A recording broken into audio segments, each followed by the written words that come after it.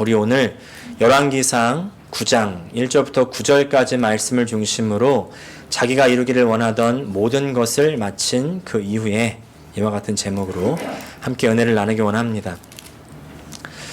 하루는요, 저희 아이가 이렇게 말합니다. 아빠, I'll become an art teacher. 나가 미술 선생님이 될 거야. 그럽니다. 저 그림 그리는 걸 참 좋아하거든요. 미술 선생님이 된다. 이렇게 말하더니 얼마나 갈까요? 몇 달 뒤에 또 이렇게 말합니다. 아빠, I want to become a mommy. 나 엄마가 될 거야. Because I want to have babies. 아기를 갖고 싶어. 그런 겁니다. 또 몇 달이나 갈까요? 또 그 외에 아빠, 나 화가가 될 거야. 요리사가 될 거야. 유튜버가 될 거야. 뮤지션이 될 거야. 뭐 엄청나게 많아요. 또 나중에 유튜버가 된다고 그러고 또 슈퍼히어로가 된다고 그러고 자기가 봤을 때 좀 좋아 보이는 거. 되고 싶다고 다 얘기를 하는 겁니다. 그래도 제가요, 야, 얘가 되고 싶은 게 있구나. 참 되고 싶은 게 있어서 감사하다. 감사 기도를 드렸었는데요. 한편으로는 야, 이거 얘가 하겠다는 거 다 이 뒷바라지 하다가는 감당이 안 되겠다. 그런 생각이 들기도 했습니다. 근데 그런 생각을 할 때쯤에 제가 한 글을 읽었습니다. 이런 글입니다. 엄마가 손을 멈출 때 아이가 변하기 시작합니다. 엄마가 손을 멈출 때 아이가 변하기 시작합니다. 참 제목이 의미심장하죠. 정신과 전문의 윤우상 박사님이 이런 얘기를 하더라고요. 아이의 짜장면을 누가 비비냐 이렇게 물어봅니다. 엄마가 비벼줘요? 아빠가 비벼줘요? 또 아이의 신발끈을 누가 묶어주냐는 거예요. 엄마가 묶어줘요? 아빠가 묶어줘요? 아니면 아이가 직접 하게 합니까? 이렇게 물어봅니다. 어떠십니까? 예전에 아이를 키울 때 어떻게 키우셨어요? 엄마가 직접 해주셨어요? 아니면 아이들에게 직접 비벼먹고 신발끈 묶게 하셨어요? 저도 키워보니까요. 아이들한테 직접 하게 하면 좋다는 걸 다 알아요. 근데 하다 보니까 어떻게 됩니까? 느려요. 그리고 잔소리를 많이 해야 돼요. 신경전을 벌여야 됩니다. 그러니까 엄마가 해주고 아빠가 해줘야 되는 때들이 생기죠. 왜? 그게 빠르고 쉬우니까. 또 그게 오히려 더 편합니다. 근데 언제까지 짜장면을 비벼주고 언제까지 신발끈을 묶어주겠냐는 거예요. 요새 부모들이 중학교, 고등학교가 돼도 짜장면을 비벼주고 신발끈을 묶어주는 부모들이 있대요. 벌써 지금 아이들의 그 시간표가 엄마들의 머릿속에 다 짜져 있다는 겁니다. 24시간이 어떻게 돌아가야 되는지 다 계획이 짜져 있대요. 그래서 아이들이 그 족쇄의 굴레를 계속 쳇바퀴 돌고 있다는 거 아닙니까? 근데 그런 생각에서 멈추고 도와주는 손을 멈춰야 아이들이 잘한다. 이제 윤우상 박사 그렇게 주장하는 겁니다. 저는 바로 이 지점에서 우리 하나님의 양육 방식에 대해서 묵상이 됐습니다. 우리가 우리의 하나님께 이렇게 바라죠. 우리 기도를 다 들어주시고 문제를 다 해결해 주시기를 기도합니다. 물론 응답이 있어요. 근데 많은 경우에 우리의 기도가 다 응답이 안 되는 것 같은 경우가 더 많습니다. 그렇지 않습니까? 기도했는데 왜 하나님이 잠잠하시지? 왜 하나님이 조용하시지? 왜 응답이 없지?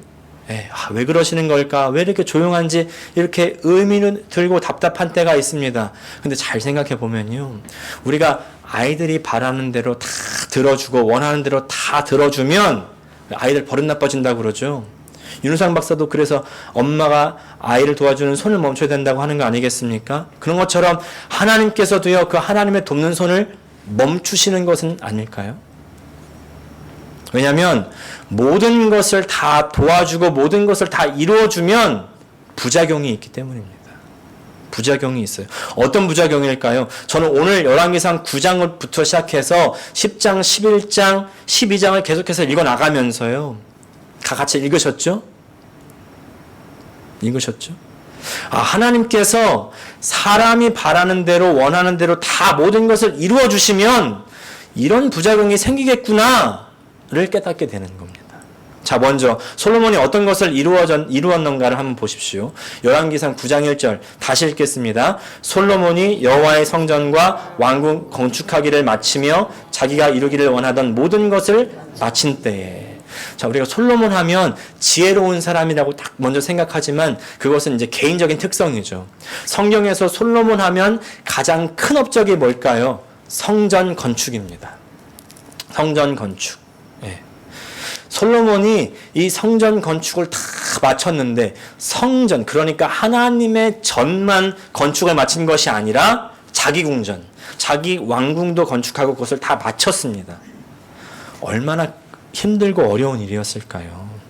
일단 이 하나님의 성전 건축에는 7년이 걸렸고 그리고 자기 왕궁 건축은 13년이 걸렸습니다. 총 20년의 시간이 걸린 거죠. 그뿐만 아니라 온갖 금은 보석, 귀한 돌, 귀한 나무 다 외국에서부터 공수해 들여왔고 정말 온 나라의 힘을 그야말로 짜 모아가지고 건축을 했는데 제가 건축에 대해서는 잘 모르긴 몰라도 정말 힘들지 않았을까 싶습니다. 제가 선배 목사님들 간증을 듣다 보면 이제 교회 건물, 예배당 건축을 하셨던 분들의 이야기를 이제 듣게 되는데 이 예배당을 지으시면요 목사님들 그러세요. 꼭 교회가 갈라지더라. 아니면 또 어떤 분은 예배당을 지으니까 목사가 중병이 들더라. 네, 뭐 이런 분도 계세요. 교회 예배당을 짓는 것만도 이렇게 힘들고 어려운데 이스라엘이 하나님의 전을 짓고 왕의 왕궁을 짓는다고 할 때 그것도 20년이나 걸려서 지었다고 할 때 얼마나 힘들고 어려운 일들이 많았겠습니까? 다 통과해낸 거죠. 다 이뤄낸 거죠. 얼마나 기분이 좋았을까요? 얼마나 자랑스러웠을까요?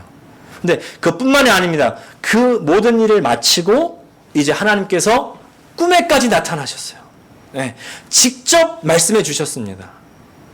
지금 솔로몬의 꿈에 직접 나타나셔서 응답을 주시고 말씀을 주시는 것이 벌써 지금 솔로몬의 역사상 두 번째예요. 1000번제를 드리고 나서 그 응답으로 나타나셔가지고 내가 너에게 뭘 해줄까? 듣는 마음을 주십시오. 그랬더니 그것을 하나님께서 지혜로 여기고 지혜와 총명과 넓은 마음을 주셨다. 그게 지지난주의 말씀이었죠.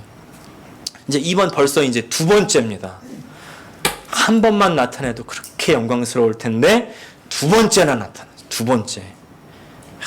근데 아이러니하게도요. 솔로몬의 비극이 여기서부터 시작하는 겁니다. 솔로몬이요 원했던 그 두 가지 궁전, 하나님의 성전과 자기 왕궁을 아주 호화롭게 지었지만 9장 중반부부터 벌써 이 두로 왕에게 갈릴리 땅 20개 성을 내어줍니다. 이게 왜냐하면 빌린 돈을 갚은 거거든요. 자기 자신은 굉장히 호화롭게 누리고 살았는데 그 빚을 갚지 못해가지고 땅과 성을 내어준 겁니다. 근데도 두로 왕이 탐탁치 못하게 여겼어요. 불공정 거래였던 겁니다. 솔로몬이 지혜로웠어요. 처음에 굉장히 이 지혜를 백성들의 마음을 듣는데 썼는데 이 지혜로 점점점 자신의 이익을 위해서 쓰는 모습들을 지금 우리는 발견하게 되는 거죠. 또 이제 9장 후반부로 가면은 또 다른 건축들을 하는 모습들을 봅니다. 이 9장 15절부터 28절까지 총 14절 가운데 건축 짓는다라는 단어가 총 9번이나 나옵니다. 9번이나 나와요. 그야말로 건축하고 짓고 만들고 이 솔로몬의 인생이요 아주 짓다가 다 끝이 나요. 예. 건축에 아주 올인한 왕이 솔로몬입니다. 솔로몬 하면 건축이에요. 건축으로 다 건축으로 성공을 하니까 모든 걸 다 건축해요. 나중에는 이제 배까지 다 짓고 얼마나 멋있어 보입니까? 겉으로 웅장하잖아요. 위대하잖아요. 근데 겉으로는 보기 좋아 보이죠. 근데 이거를 건축하기 위해서 어떤 일이 그 밑에서 이루어졌을까요? 네. 이 건축에 동원된 사람들은 얼마나 많을 것이며 그런 말이 있죠. 호수 위에 이렇게 고고히 떠다니는 오리들을 보면 굉장히 멋있어 보이고 백조도 그렇고 근데 그 물 밑으로 들어가 보면 발이 방정맞게 막 네. 그런 것처럼 이스라엘이 멋지게 성전과 왕궁과 온갖 성들을 다 짓고 있지만 그래서 중동 집안의 온 명성을 다 떨치고 있는데 이 건축물을 정작 짓는 백성들은요 강제 노동 착취를 당하는 거죠. 또 세금 폭탄 이걸 지을 때 어디서 다 돈이 들어왔겠습니까? 뿐만 아닙니다. 이게 이제 노동력이 모자라니까 주변 민족들 다 노예로 갖다 부리고요. 오죽하면 이 솔로몬의 아들 기억나세요? 르호보암 때 이제 백성들이요 왕한테 제발 좀 건축을 멈춰 주십시오 부탁합니다. 그 채찍을 멈춰 달라고 세금 좀 적게 내달라고 사정해요. 지금 이게 9장의 상황이거든요. 근데 10장으로 가면요 더 깊은 늪에 빠집니다. 10장에 유명한 스바 여왕이 방문을 합니다. 이제 솔로몬의 지혜를 보기 위해서 왔는데 이것도 아주 드러나는 건 굉장히 멋있죠. 스바 여왕이 막 온갖 질문을 다 던지는데 다 대답하고 말이죠. 네. 그리고 나서 스바 여왕이 둘러보면서 건축한 게 너무 멋있는 거예요. 다 칭찬하고 말이죠. 칭찬은 고래도 춤추게 한다 이런 말이 있지만 칭찬 들으면 어떻습니까? 기분이 좋아지죠. 우쭐해지지 않습니까? 겉으로는 아닙니다. 막 겸양을 떨어도 속으로는 우쭐해지는 거예요. 그래서 저도 예전에 이렇게 말씀드린 적이 있어요. 제가 설교를 너무 잘해도 저한테 설교 잘했다고 말하지 말아달라고. 그랬더니 너무 순종을 잘하셔가지고 절대 안 말해. 네. 네. 제가 설교 잘한다는 말 들으면요. 아니에요. 그래도 속으로는 우쭐하는 마음이 생겨요. 네. 계속해서 순종을 잘해주시기를 바랍니다. 네. 아멘. 그게 사람의 마음이에요. 칭찬받으면 올라가거든요. 솔로몬의 마음도 어땠을까요? 당연히 올라갔겠죠. 그렇게 올라갔던 솔로몬의 마음을 어디서 알 수 있냐면은 잠언에서 확인을 할 수가 있습니다. 우리 잠언 27장 21절 말씀 세 번역으로 같이 읽어보겠습니다. 시작. 도가니는 은을 화덕은 금을 단련하듯이 칭찬은 사람됨을 달아볼 수 있다. 진짜 내 마음이 어떤지 칭찬을 받아봐서 내가 교만해지지 않는지를 보면 알 수가 있다고 하지만은 칭찬받고 교만해지죠. 사실은 이 말씀이 솔로몬이 칭찬받고 나서 교만해졌던 자신의 마음을 고백한 건 아니었을까요? 또 이 바로 전절 20장 27절 보면 이런 말씀도 있습니다. 수월과 멸망의 구덩이가 만족을 모르듯 사람의 눈도 만족을 모른다. 지금 이 말씀이 공감되시는 우리 시니어분들 많이 계시죠? 살아봤으니까. 근데 그 누구보다도 이 말씀을 공감했던 사람이 바로 솔로몬 아니었겠습니까? 그러니까 썼겠죠, 이렇게. 자, 10장 후반부에는 정말 만족을 몰랐던 이 솔로몬의 화려한 삶에 대해서 말하고 있는데 얼마나 화려함의 끝을 달렸든지 그 당시에는 은이 귀하지가 않은 시대였대요.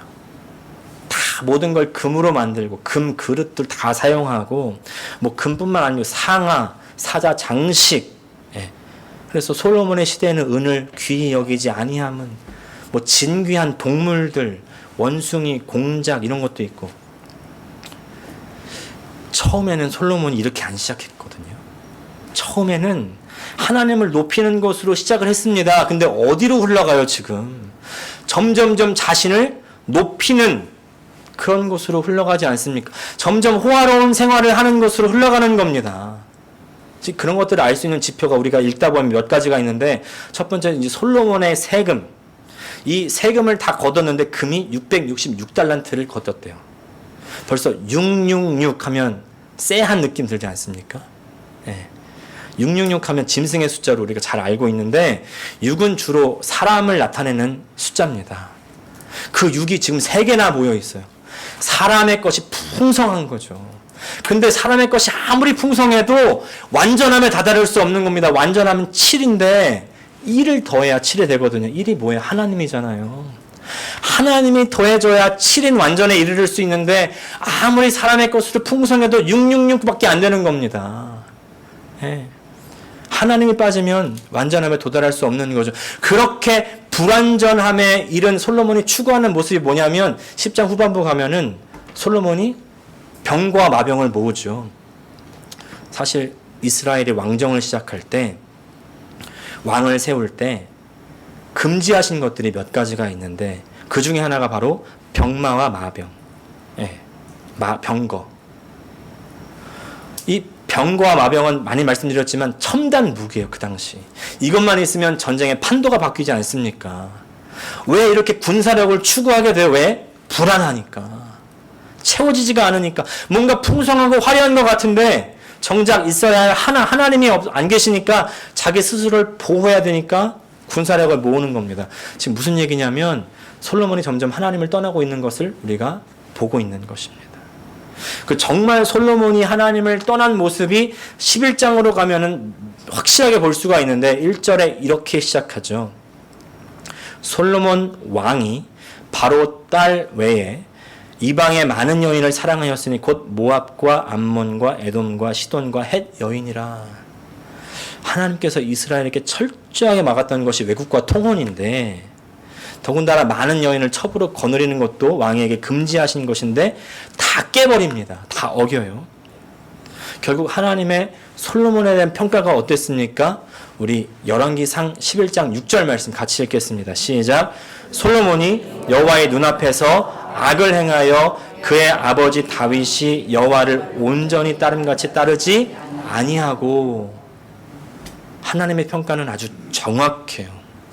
악을 행했다는 겁니다. 악을 행했다. 너무 안타까운 결말 아닙니까?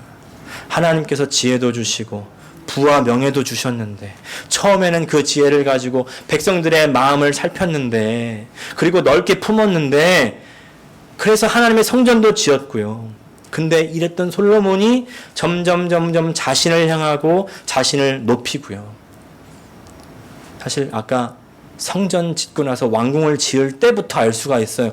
하나님의 성전은 7년을 짓는데 자신의 왕궁은 몇 년을 지었다고요?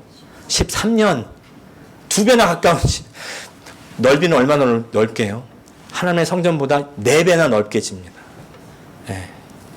자신의 궁전을 하나님의 전보다 더 크고 화려하게 공을 들여서 지어갈 때에 이 사람의 마음의 중심이 어디 있는가 우리가 벌써 알게 되는 거 아니겠습니까? 눈에 보이는 거죠.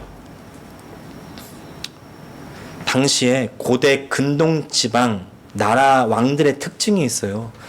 첫 번째가 건축을 많이 하고, 두 번째가 말과 병거를 거느리고, 세 번째가 세금을 많이 부과하고, 또 네 번째는 부인을 많이 맞이하고, 또 그 다음에 다섯 번째가 책을 쓰는 겁니다. 솔로몬 다 했어요.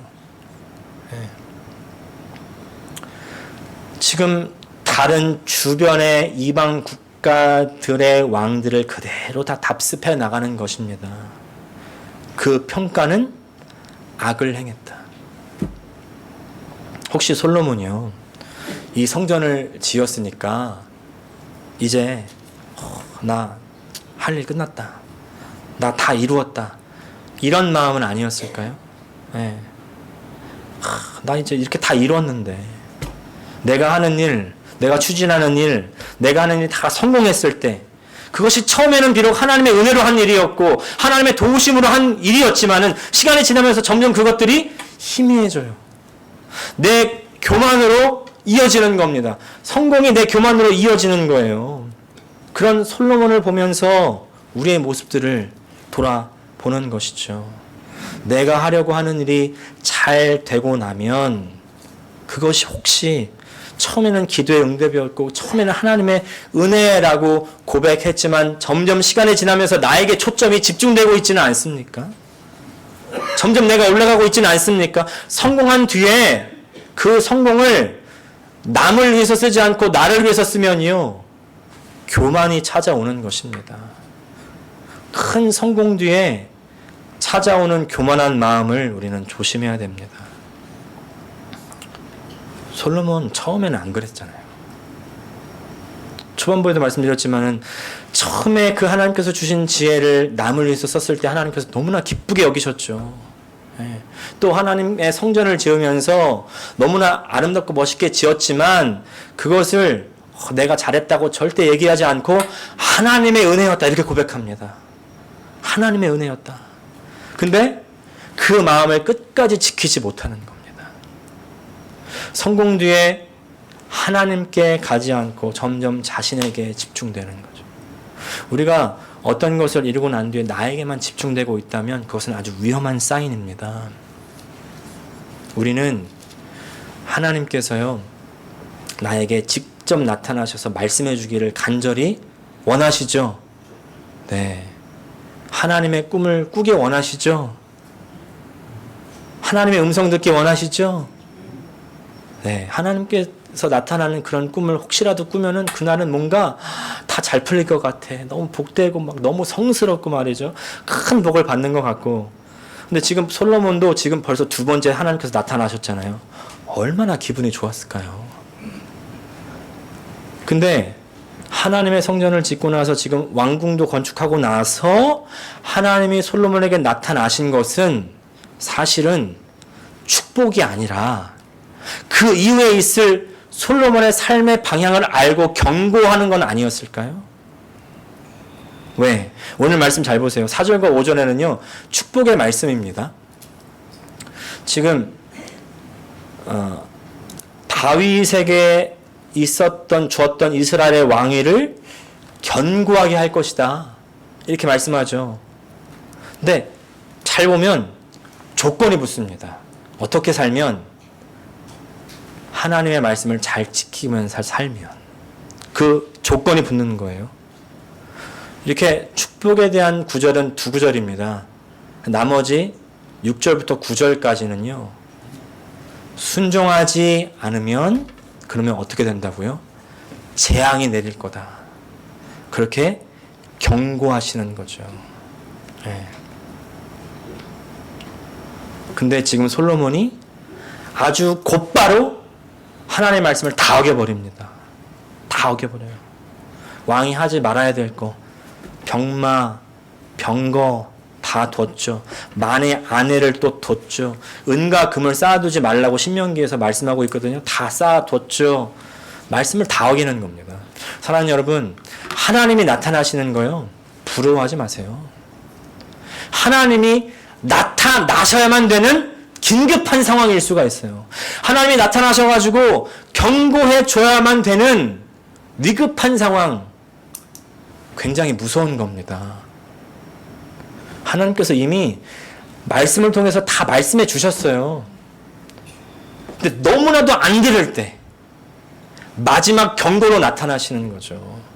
그리고 그렇게 나타나셨는데도 안 들었을 경우에는 그때 감당해야 될 결과는 어마어마한 것입니다.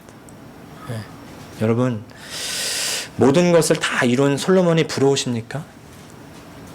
하나님이 꿈속에 나타나고 직접 음성에 내려주시는 솔로몬 부러우십니까? 내가 바라는 대로 이루어지는 인생은요, 위험한 인생입니다.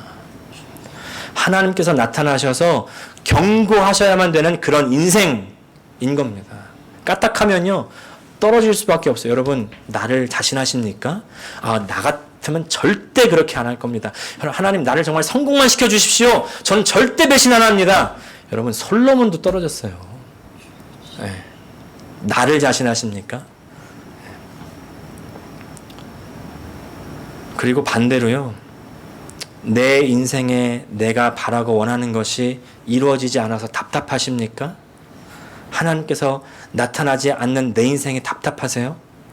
오히려요, 하나님께서 이미 개입하시고 있는 인생인 것이고, 그래서 하나님께서 개입하셔서 내가 바라는 대로 이루어지지 않는 인생이 더 복된 인생인 줄 믿습니다. 내가 바라는 대로 다 이루어진다고 교만하지 마십시오. 그리고 그런 사람들을 부러워할 필요도 없습니다. 혹시 바라는 것이 이루어진다면, 또 이루어졌다면 우리는 그것을 가지고 다른 사람들을 위해서 써야 됩니다. 나를 위해서 쓰면은 교만이 찾아오는 거예요. 또 내가 반대로 내가 바라는 대로 이루어지지 않는다고 원망하지 마십시오.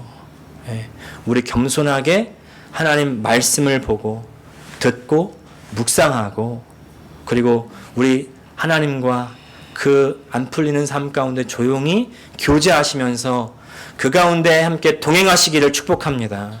그것이 하나님께서 우리를 기쁘시게 받으시는 인생인 줄을 믿습니다. 하나님께서 기쁘시게 살아가는 우리 성도들, 주의 백성들 다 되시기를 간절히 축복합니다. 기도하겠습니다. 지금 함께 한번 기도할 때, 하나님 아버지, 정말 내가 항상 주님 앞에 간구하고 원하는 것이, 내가 하는 것이 잘 풀리고 다 이루어지기를, 그것만을 혹시 원했지는 않았습니까? 하나님, 그러나 뭔가 안 풀리는 그 인생 가운데 이미 하나님의 손길이 있었다는 것을 기억하게 하여 주시고, 그 가운데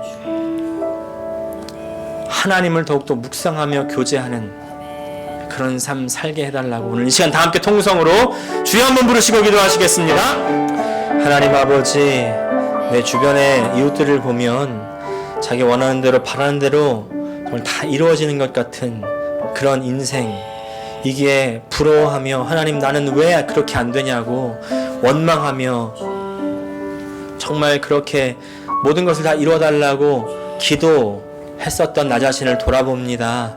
주님, 모든 것이 다 되는 인생이 부러운 인생이 아니라 하나님께서 인도하시는 인생이 부러운 인생이고, 하나님께서 다스리시는 인생이 가장 부러운 인생인 줄을 믿습니다. 하나님, 혹시 내가 바라는 것이 이루어진다 할지라도 그것을 이용하여 나에게 집중하지 않게 도와주시고 다른 사람들을 섬기게 하여 주시고, 하나님, 또 잘 되지 않는다고 해서 원망하지 않는 내가 되고, 또 오히려 더 그 가운데 하나님께 나아가며 하나님께 기도하며 하나님과 교제하며 동행하며 나아가는 우리 모든 주의 사람들 다 될 수 있도록 도와주시옵소서. 예수님의 이름으로 기도합니다. 아멘.